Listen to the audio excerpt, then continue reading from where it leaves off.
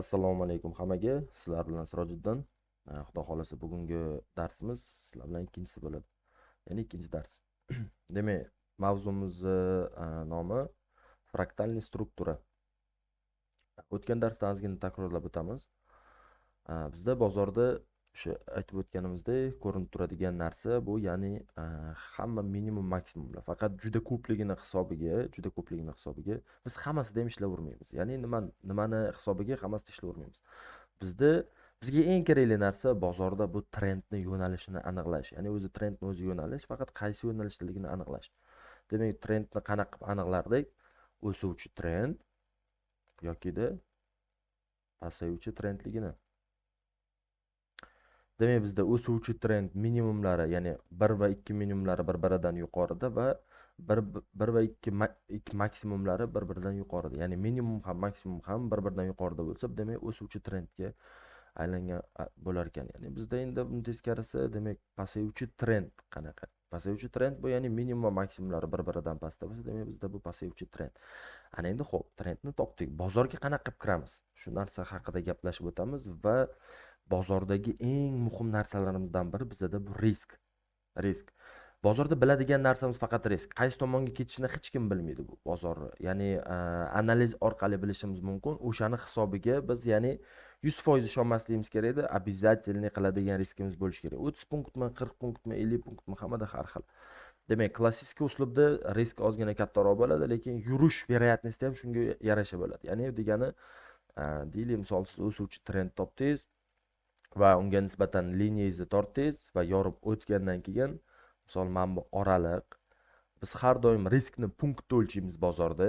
Ya'ni punkt degani, misol uchun mana bu nuqtada yorib o'tgandan keyin keyingi shamchi ochilgandan keyin kiradigan bo'lsak, maksimumgacha necha punkt. Endi men H4 time frame'da o'tirganim uchun hozircha kattaroq punkt ko'rinishi mumkin. Ya'ni bizda punkt mana bu 1842ligiga qaramaymiz. Ya'ni как бы tochkadan keyin последний sifra hisobga olinmasdi-yu, mana punkt ham xuddi shunaqa. Ya'ni mana bu последний 2 raqami hisobga olinmaydi. Ya'ni bu 1008 punkt emasdi, 184 punkt. Demak, biz kiradigan nuqtadan maksimumgacha bu, ya'ni 184 punkt. Aslida biz unaqa risk qilmaymiz. Maksimum 50 punkt, agar vaziyatga qarab 60-70 punktdan bo'lib ketib qoladi, lekin undan ziyod risk qila olmaymiz. Ya'ni bu bizni o'sha risk qoidalarimizga to'g'ri kelmaydi o'shani hisobiga. Demak, biz пробойный liniyada shunaqa ishlashga majburmiz. Faqat o'z-o'zidan kelib chiqadiki, пробойный liniya hamma time frame'da bor. Model bir xil, faqat risk bizda har xil bo'ladi. Time frame oshgan sari risk ham juda kattalashib boradi. Misol uchun deylik, mana bu пробойный liniyani olaylik. Mana bu пробойный liniya. Bunaqa tikka tortish mumkin emas, agar hozir kichkina time frame olsak, bu ham уже nakloniy bo'lib qoladi. Demak, agar mana bu yerda liniya yorib o'tadigan bo'lsa, biz bu yerda kirishimiz uchun, demak, mana bu nuqtada yorib o'tgandan keyin kirishimiz uchun maksimumga stop qo'yishimiz kerak. Mana bu oraga yoki mana bu oraga emas. Bizda trend qanaqa? Trendni kuchi mana bu mana. Trend, откат, продолжение. Demak, mana bu ham trend bo'ladi, pastga yorib o'tadi. Uni откаты esa uni yarmigacha borishi mumkin. Xolos uni maksimumgacha borib keyin tushib ketishi mumkin. Mana shunaqa. Ya'ni nimaga yorib o'tgan trendni maksimumga stop loss qo'yamiz deymiz? Chunki trendda shunaqa narsa borki, trendni откаты o'zini yarmigacha yoki bo'lmasa o'zini teng qismigacha kelib ketishi mumkin. O'shaning uchun har doim yorib o'tgan trendni maksimumiga, ya'ni примерно time frame'ga qarab, misol biz M30 H1 time frame'gacha сделкаga kiramiz. Katta time frame desa просто yo'nalishni aniqlaymiz. Bugun fraktalniy strukturaga oid sizlar bilib olasizlar, ya'ni qanaqa qilib riskga kichkina qilib kirish kerakligini. Demak, hamma time frame'da model bir xil, ya'ni struktura bir xil. O'suvchi trenddan pasayuvchi trenddan bir xil. Misol uchun mana bu o'suvchi trend. Mana bu esa bizda pasayuvchi trend. Narx tushdi, mana bunaqasiga tushdi. Demak, bir punktga o'sib ham yangilagan. Bizda pasayuvchi trendda trend liniyani qayerdan tortardik?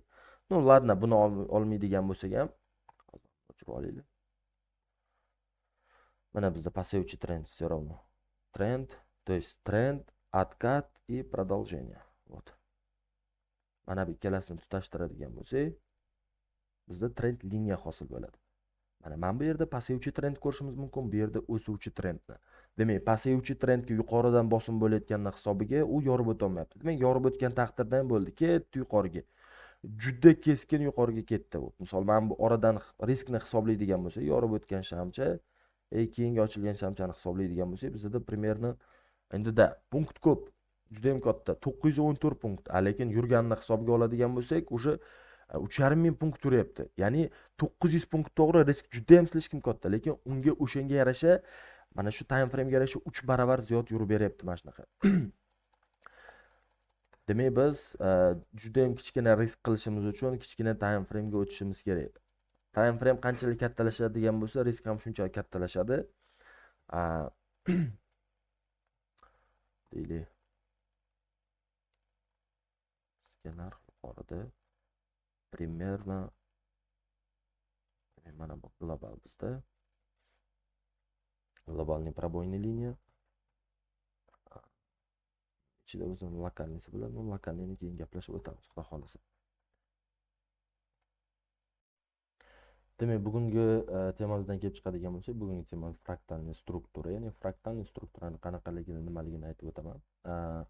Unga oid bizani ana o'sha nimaligini tushunishinglar uchun dokumentalniy film bor. Ko'rib o'tasizlar. Fraktal kod, ya'ni u yerda ham bilib o'tasizlar. Bozorda faqat biz bozorda qanaqa ishlash kerak, qanaqa ishlashini ko'rib olamiz. Ya'ni fraktal o'zi aslida o'xshash degan, ya'ni o'ziga o'xshash strukturalar, no tipa bozorda time frame nimaga berilgan? Bozordagi ko'rinish bir xil. Hamma time frame bir xil. Faqat time frame kattalashgan sari unga nisbatan risk kattalashadi. Ya'ni bizda bozordagi boshqara oladigan narsalarimizdan biri bir risk. Ya'ni riskdan boshqa narsani boshqara olmaymiz bu yerda. Ya'ni bozor qaysi tomonga ketishini yoki bo'lmasa qaysi yo'nalish bo'ylab ketishini bu narsani aniqlashimiz mumkin, lekin biz boshqara olmaymiz bu narsani. Ya'ni bizga bo'ysunadigan narsa faqatgina risk. Ya'ni biz biladigan narsa bozorda yagona bir risk. Demak, biz qachonki agar bozorga kiradigan bo'lsak, mana bu liniya orqali, misol o'suvchi trendga ikkita minimumdan trend liniya tortiladi va bu yerga biz kirmoqchimizmi? Qachonki mana bu nuqtadan bu nuqtaga qarab yurish bo'lganda, mana bu yorib o'tganda сделка kirsa, riskimiz qancha bo'lishini biz bu yerda aniq bila olamiz. Ya'ni qancha biz tomonga bozor qarshi yurganda biz qancha summa yo'qotishimizni bilamiz. Qanaqa? Misol uchun deylik, mana bu orada kirdi biz riskni, to есть har doim yorib o'tgan trendni maksimumiga qo'yamiz. Ya'ni maksimumdan примерно 10-15 punkt yuqoriga qo'yamiz.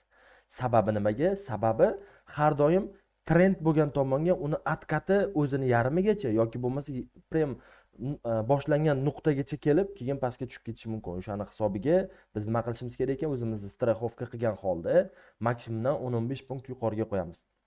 Deylik, narx yorib o'tdi. Endigi muhim narsa bu yerda bizda, demak, biz kirmoqchi bo'lgan zonada maksimumgacha necha punktligi. Maksimumgacha necha punktligi. Demak, bizda hozir punktni aniqlab o'tadigan bo'lsak, bu yerda hop mana bu bizda punkt. Mana bu nuqtadan keyingi sifra bizda hisoblanmaydi. Ya'ni nechta sifra bo'lgan taqdirda ham oxirgi sifra bizda hisoblanadi. Как бы mana bu yerda valyuta kotirovkasida biz hozir qaysi valyutaga o'tib qoldik? Tillarni boshqachasiga o'tib qolamiz, boshqa brokerga. Xo'p, boshqa brokerga o'tib olaylik, standart brokerga o'tib olaylik.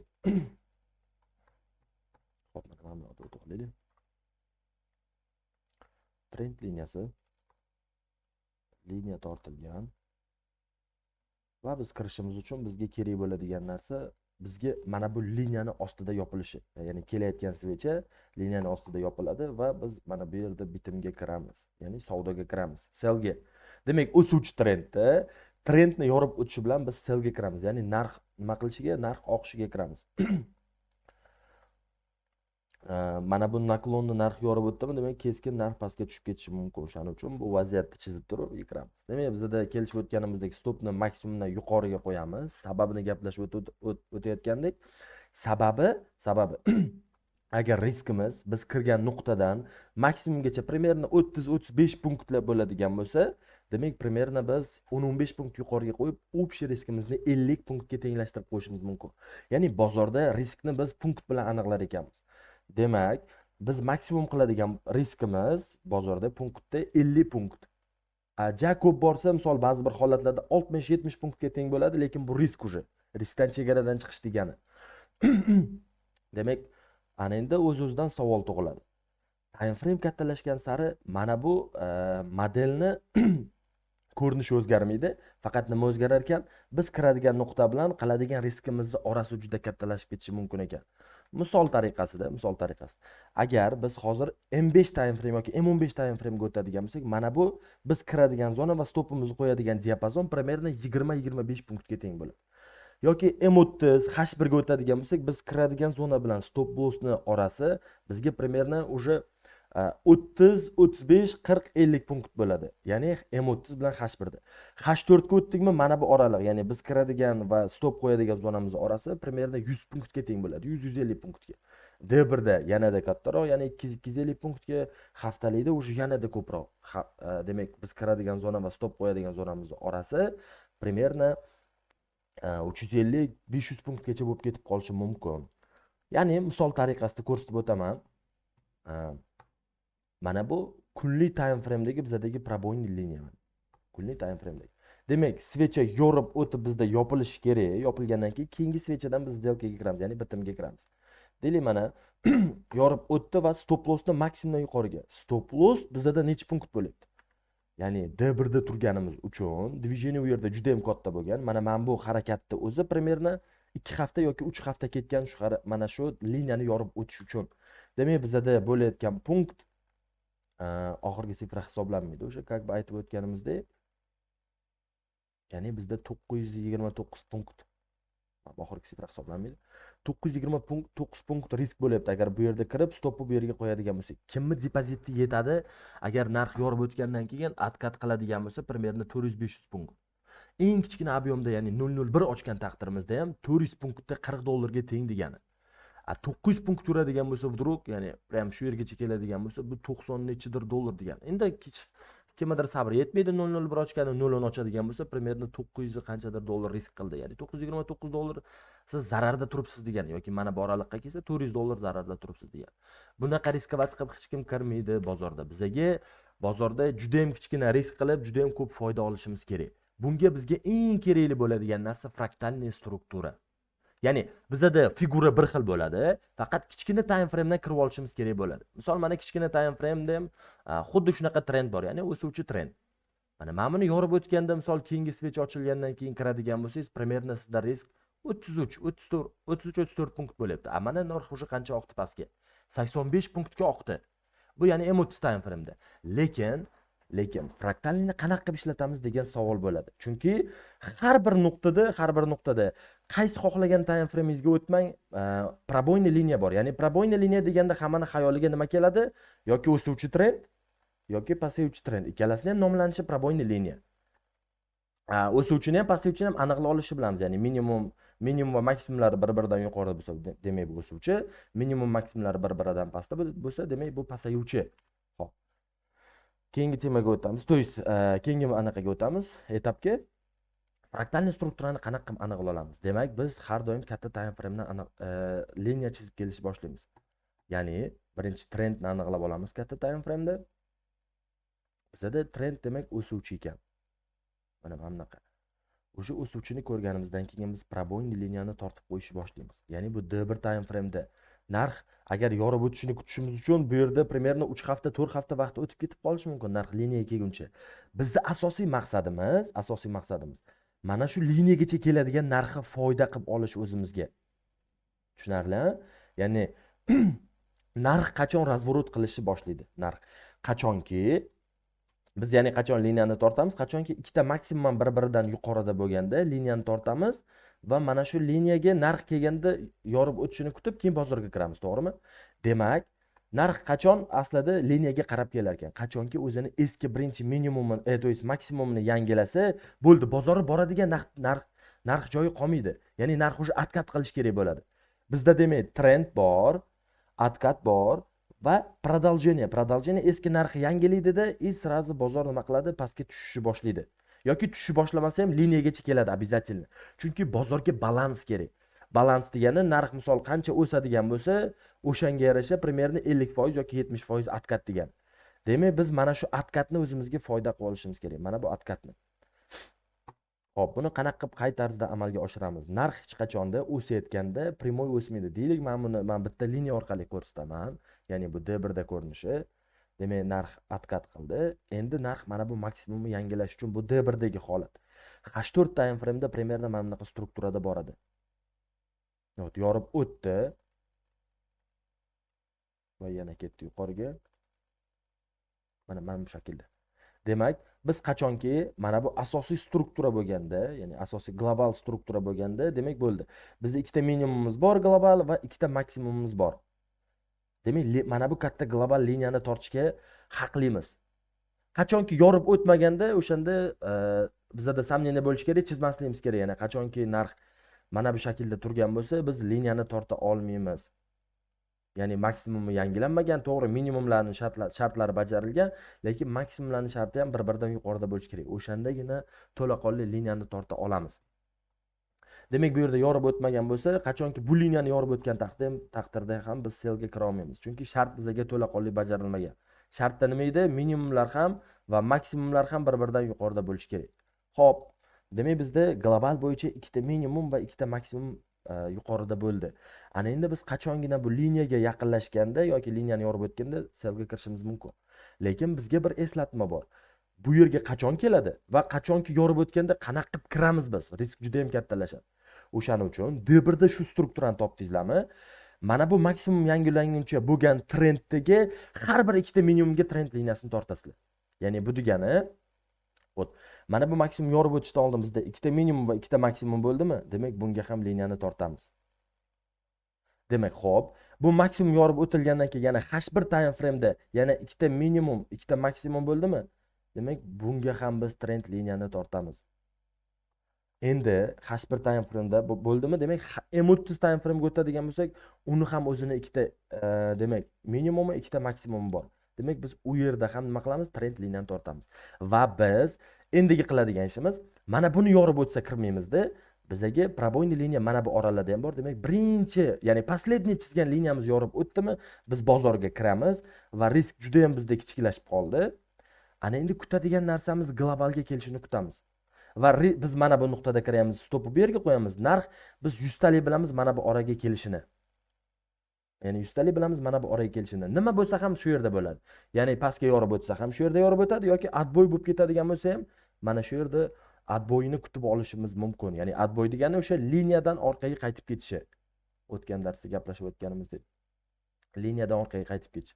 Demak, biz ana endi o'zimizga foyda diapazonini qilib oldik. Mana bu yerda kirdik. Stopimiz примерно mana bu yerda bo'ldi va foydamiz mana buncha bo'ldi. Demak, примерно 50 punkt stop bo'ladigan bo'lsa, 3, то есть 280 punkt biz deyarli foyda oldik degani. No bu yerda 5 punkt turibdi-yu, просто biz anaqa time frame da turganimiz uchun. То есть da shunaqa. Ya'ni fraktalniy strukturaning ma'nosi shu. Demak, bu yerda model bir xil. Hamma joyda пробойный liniya, faqat globaldan top kelar ekanmiz, narxi qisib boramizda mana bu yoqqa, последний пробойный liniyani yorib o'tishi bilan risk juda ham kichkina bo'ladi va boshqa liniyalarni ham yorib o'tishini kutib globalgacha, ya'ni globalniy liniyagacha kelishini narxni kutamiz. Va bu oraga kelganda agar yana yorib o'tadigan bo'lsa narx, demak, dalcha kutaveramiz. Ya'ni dalcha agar narx pastga ketadigan bo'lsa, уже bizda globalniyni yorib o'tdimi, globalniy o'qish bo'ladi bizda. Shunaqa. Hozir sizlar xohlagan joylarni ochib, misol M30 da kirib turib, bo'ldi, mana bu yerda пробойный liniya bor ekan, то есть mana bu yerda пробойный liniya bor ekan, bo'ldi, kiraman, narx до конца oqadi. Yo'q, unaqa narsa yo'q. Biz обязательно globalniydan olib kelishimiz kerak hamma narsani. Ya'ni globalniyda, ya'ni mana bu nuqtadan tortib kelyapmiz. Bu yerda tortishga haqqimiz yo'q, paka. Deyarli dnevnoyga o'tsak, mana bu yerda tortishga haqqimiz bor. Mana bu globalni bizada уже trend, откат, продолжение. Demak, bizda globalniy harakat bor. Globalniy liniyasini tortib qo'ydik. Ana endi ichki strukturaga o'tamiz. Ya'ni ikkinchi minimumdan birinchi maksimumni yangilash uchun boshlangan harakatga o'tamiz. Ya'ni bu oraliqda hech qanaqa liniya tortish uchun asos yo'q. Основной, ya'ni birinchi maksimum yangilangandan keyin bizda struktura bo'lgan. Demak, bu yerda ham bu demak bizda globalniy bo'ladigan bo'lsa, mana bu bizda lokalniy bo'ladi. Ya'ni trend, откат, продолжение. Demak, bu yerda ham biz o'z liniyamizni tortdik. Demak, H4 ga o'tamiz. H4 ga o'tadigan bo'lsak, xo'p.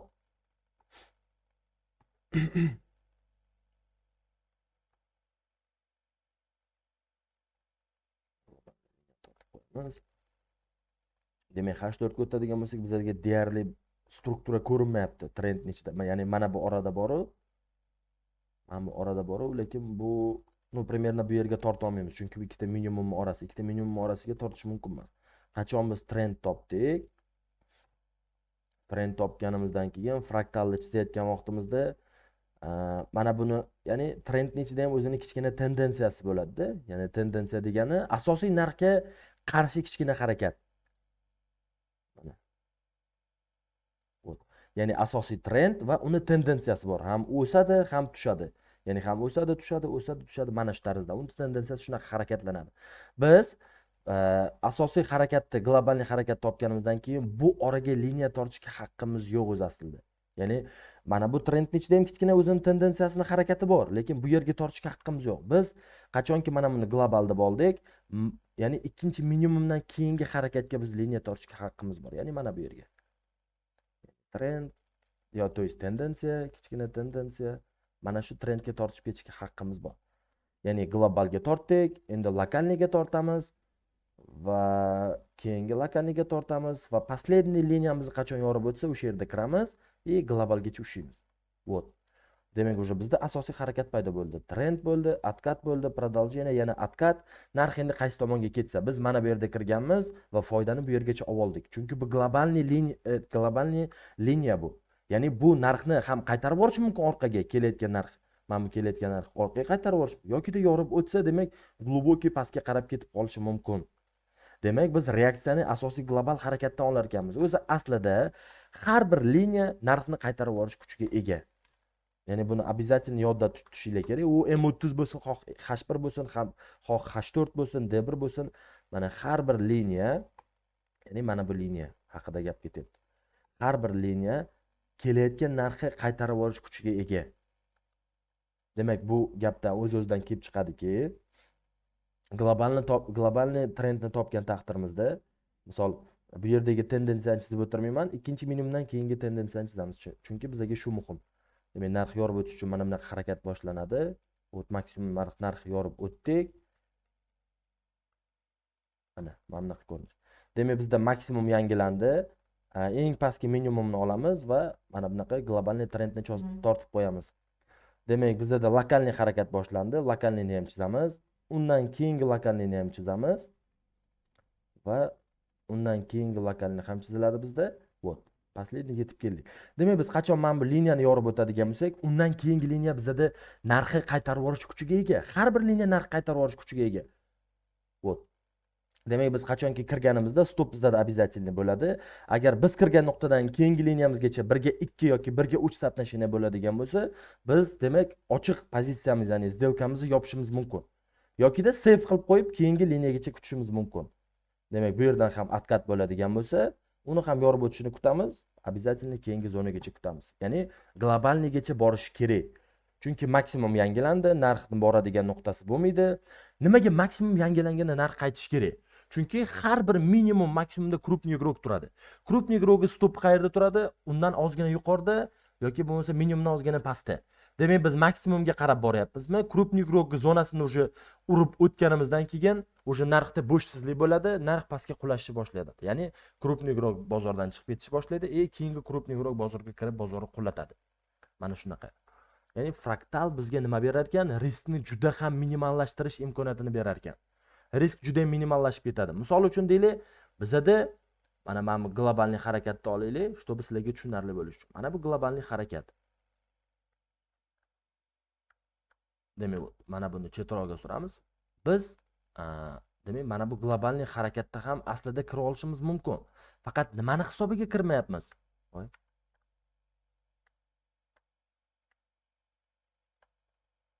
Demak, mana bu globalniy harakatga kirishimiz mumkin. Faqat nimani hisobiga kirmayapmiz? Bu yerda kiradigan bo'lsak, bizda risk maksimumdan yuqorida bo'lishi kerak, обязательно. Bu yerda risk juda ham kattalashib ketib qoladi, примерно 400 punktga teng bo'ladi. Bu yerda bizga nima bo'lyapti? Примерно risk juda ham kichkina. Risk juda ham kichkina, lekin oqish veriyatnisi juda ham katta. Ya'ni biz kichkina risk bilan juda katta diapazonni ola olamiz. Mana shunaqa. Fraktalning asl ma'nosi shunaqa. Ya'ni riskni juda ham kichiklashtirib olib, Bizga demak ko'proq foyda olib kelish. Ya'ni bizda figura har doim bir xil, faqat time frame ga qarab turib biz kirishimiz kerak. Bizni kirish time frameimiz demak H1 bo'lishi kerak yoki M30 bo'lishi kerak. O'zingizlar ko'rishinglar mumkin rezultatda mana narx yorib o'tgandan keyin retest qilyapti-da, pastga qarab qulab boryapti.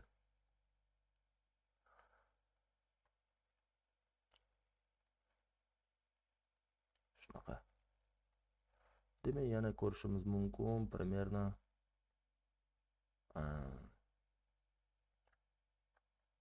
bilan o'chirib turamiz. Qolgan temamizdan davom etaylik mana bu yoqda. Ya'ni bu yerda biz globalni chizdik. Globalni chizganimizdan keyin bizda lokalniyda struktura paydo bo'ldi. Va narx yorib o'tgandan keyin ham bizga уже globalgacha возможность bor. Mana bu globalgacha примерно shu oraligacha kelsa ham bizda 1000 punkt bo'ladi. To'g'ri, stopimiz ham shunga yarasha.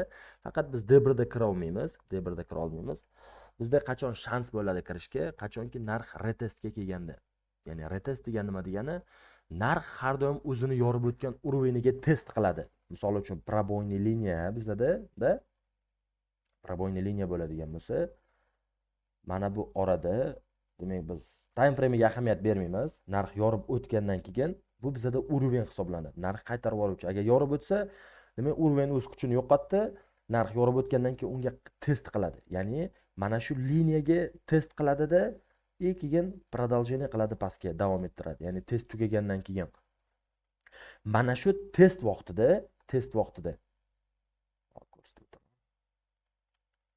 mana shu test vaqtida mana bu yerda bizda test bo'ladi.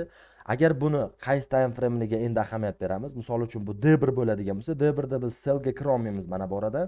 Narx testga qaytayotganda bizda ichki tendensiyasida kira olishimiz mumkin. Ya'ni bu D1 harakat deylik 5 kunda mana shu oraga boradigan bo'lsa, mana shu nuqtaga boradigan bo'lsa, H4, H1 da bizda deyarli mana bunaqa struktura bo'ladi. Demak, biz bu strukturada nima qila olamiz? Trend liniyasini torta olamiz va trend liniyani yorib o'tgandan keyin juda kichkina risk bilan biz bozorda mana bu harakatni olishimiz mumkin. Tushunarli? Ya'ni примерно bizda globalniy harakat bo'lsa, qanaqa tushuntirsam bo'ladi? Mana bunaqa globalniy harakat bo'ladigan bo'lsa, biz globalniy liniyamiz bor. Globalniy liniyamizga hali narx kelmagan. Ya'ni mana bu globalniga hali narx kelmagan, lekin lokalniyni yorib o'tganda biz kira olmayapmiz. Testga kelganda, ya'ni mana bu yerdan bu yerga testga qaytganda bizda kichkina tendensiyada sell beradigan bo'lsa, biz kira olishimiz mumkin. Ya'ni mana bu yerdan kiramiz, stopni примерно bu yerga qo'yamiz, bu diapazonimiz bizning mana bu yerda bo'ladi. Hammaga tushunarli, ha? Ya'ni testda kira olishimiz mumkin ekan. Test bizga bu qayta shans degani. Ya'ni globalgacha ushlab olishimiz mumkin. Demak, fraktalni hamma tushungan bo'lsa, agar tushunmagan bo'lsa, gruppada savolinglarni berishinglar mumkin. Xudo xolasa, keyingi darsda mana fraktalda qanaqa qilib save qilishni o'rganamiz. Ya'ni save ham o'zini turlari bor, qanaqa qilish kerak, qayerda qilish kerak, uni o'rganib o'tamiz, xudo xolasa. Fraktal hammaga tushungan bo'lsa, demak bizga o'suvchi trenddan 5 ta screenshot va pasayuvchi trenddan 5 ta screenshot tashlashinglarni xudo xolasa kutib qolamiz. Hop. Sizlarga o'suvchi trendni ko'rsatib berdim. Ну ладно, pasayuvchi trenddan ham bitta ko'rsatib beraman. Ya'ni bizda уже globalniy harakat mana bu yerda. Ну ладно, mana shu yergacha chiza qolaylik. Bizda demak asosiy mana bu yerda globalniy trendga пробойный liniyani tortamiz. Ya'ni bizda ikkita maksimum va ikkita minimum bor bu yerda. Demak, biz unga liniyani tortdik. Demak, bizga lokalniy strukturani chizish uchun, ya'ni mana bu globalniy harakat, ikkita minimum, ikkita maksimum, globalniy harakat. Biz lokalniga tortishimiz uchun mana bu oraga qaramaymiz. Ya'ni bu pasayuvchi trendda ikkita maksimumdan tortdikmi, ikkita maksimumni o'rtasidagi narsaga qaramaymiz. Ikkita maksimumdan keyingi harakatga qaraymiz. Ya'ni mana bu oraliqqa, mana bu konsentratsiyaga qaraymiz. Demak, H4 ga o'tadigan bo'lsak, H4 ga o'tadigan bo'lsa, ikkinchi maksimumdan keyingi harakat bizda mana bu yerda bo'lgan. To'g'ri, bu yerda yorib o'tgan deyishlar mumkin. Ungacha ham bizda ishlab olgan shansimiz bor. Ya'ni mana bu lokalniy harakat. Demak, yana bu oraga qaramaymiz, mana bu yerga chizamiz liniyani. Mana bu ikkita maksimumga, ikkita minimumga. Ya'ni H1 time frame ga o'tamiz. Hop, top boraylikcha. va uni tortganimizdan keyin bizada hop mana bu oraga tortishimiz mumkin пробойный liniya. Ya'ni trend, откат, продолжение. Va svecha yorib o'tdi, stop loss примерно bu yerda kattaroq bo'lib ketar ekan. 94 punktga teng bo'lar ekan. Biz yana o'sha M30, M15 gacha kirib borishimiz mumkin. Ya'ni o'zi aslida maksimum kiradigan anaqamiz, time frame'imiz H1 da maksimum H1 gacha kirishimiz mumkin. Eng minimum tushib boradigan nuqtamiz M15 gacha tushib borishimiz mumkin. Bizda o'sha bozor bermadi. M15 time frame'da demak keyingi anaqalarda ko'rib o'tamiz. MetaTrader orqali. Ну, короче, bu yerda ko'rishimiz mumkin biz mana bu пробойный liniyani agar tortadigan bo'lsak, undan keyin yana пробойный liniya bor va kichkina time frame o'tsak, даже kichkina time frame gacha bor. Demak, biz riskimiz juda ham kichiklashib ketib qoldi. Mana bu orada kiradigan bo'lsak, примерно mana bu yerda пробойный liniya topib olib, riskimiz juda ham kichkina bo'ladi, lekin take profitimiz bizga достаточно bo'ladi. Ya'ni agar safe qilib boradigan bo'lsak, safe bu olingan foydani o'sha aytib o'tganimdek, yarim miqdorini olish. Ya'ni save qilishimiz uchun minimum biz 0.02 объемini ochishimiz kerak. Ya'ni 0.02 lot ochishimiz kerak. Chunki 0.01 ni save qilib bo'lmaydi. Eng kichkina lot bu 0.01. Xo'p. Agar save qilganimizda bizda o'sha xavf, ya'ni qo'rqinchli narsa qolmaydi. Save qilganimizdan keyin risk qiladigan narsamiz qolmaydi. Demak, stopimiz примерно minimumdan pastda bo'ladi. Narx qaytib kelgan taqdirda ham mana globalniy qaytib kelgan taqdirda ham minimumni yorib o'ta olmagan, juda ham yuqoriga o'sib ketib qolgan 3000 punktga. Ну, biz kirgan nuqtamizdan hisoblashni boshlaymiz mana bu yerdan. Ya'ni 3000 punktga narx o'sib ketib qolgan. Дальше o'sgan даже. Sizlarga globalniy razворотlar, fraktalda mana bu yerda kirib olganlaringizda globalniy razворот. Kimdir faqat sabr yetmaydi buni ushlashga. Demak, globalniy razворот endi bo'lyapti bizda. Mana bu globalniy bor, lokalniyni yorib o'tib ketib qolgan. Va ana endi bizga faqat mana bu trend mana bu oraliqda endi sell beradi. Mana bu globalga borib turib, может bu yerdan отбой bo'ladi, может yorib o'tadigan bo'lsa, bizda глубокий nima bo'lar ekan, tushuv bo'lar ekan hozir. Demak, fraktalniy strukturani shu bilan yakunlaymiz. Sizlarda примерно PDF format tashlab berilgan bo'lishi kerak. O'shanga qarab, savolinglar bo'ladigan bo'lsa, savolinglarni berasizlar. Agar qanaqadir nimadir sizlarni qiziqtirsa, so'rab, bemalol stream vaqtida so'rab olishinglar mumkin. Shu bilan darsimizni yakunlaymiz. Xudo xolasa keyingi darsda ko'rishguncha hammaga xayr, sog' bo'lasizlar.